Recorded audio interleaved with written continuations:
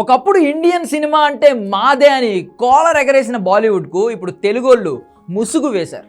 మీ domination చాలే అంటూ పక్కన పెట్టడమే కాదు, అసలు ఆ డిస్కషన్లో కూడా లేకుండా చేశారు. ఒకప్పుడు తెలుగు సినిమా రిలీజ్ అయిందంటే బాలీవుడ్ జనాలకు చాలా చిన్న చూపు ఉండేది. మన సినిమాను అక్కడ రిలీజ్ చేయడానికి థియేటర్లు కూడా దొరికేవి కాదు. యూట్యూబ్లో రిలీజ్ చేసుకోవడం లేదంటే క్యాసెట్లు అమ్ముకోవడమే దిక్కయ్యేది. కానీ ఇప్పుడు మాత్రం ఆ లెక్క మారిపోయింది. తెలుగు సినిమా రైట్స్ను అక్కడి నిర్మాతలు ఎగబడి కొంటున్నారు. సినిమాని ప్రమోట్ చేయడానికి హెల్ప్ చేస్తున్నారు. ప్రొడ్యూస్ చేస్తాం రా బాబు అంటూ హైదరాబాద్లో తిరుగుతున్నారు.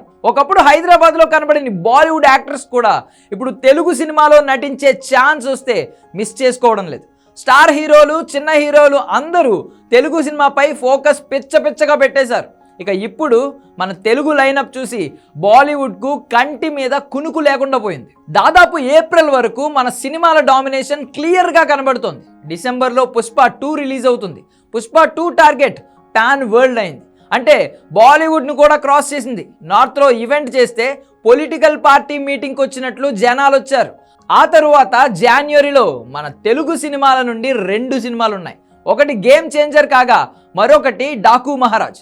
గ్లోబల్ స్టార్ రామ్ చరణ్ సినిమాకు నార్త్లో కూడా క్రేజ్ పెరుగుతోంది. లక్నో ఈవెంట్తో అది ప్రూవ్ చేశాడు. సీనియర్ హీరో బాలకృష్ణకు అఖండ సినిమా తర్వాత నార్త్లో డిమాండ్ పెరిగింది. సో డాకు మహారాజ్ సినిమాకు అక్కడ కూడా మంచి బజ్ క్రియేట్ అవుతుంది. ఫిబ్రవరిలో చిరంజీవి విశ్వంబర సినిమా ఉంటుంది. ఆ తర్వాత రెబల్ స్టార్ ప్రభాస్ సినిమా రెడీగా ఉంది.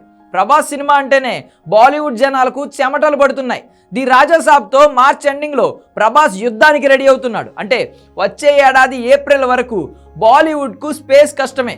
ఏప్రిల్లో పవన్ నుంచి హరిహర వీరమల్లు సినిమా కూడా ఉంది. అది కూడా పాన్ ఇండియా లెవెల్లో సక్సెస్ అయితే మాత్రం బాలీవుడ్కు మే వరకు స్పేస్ కష్టమే.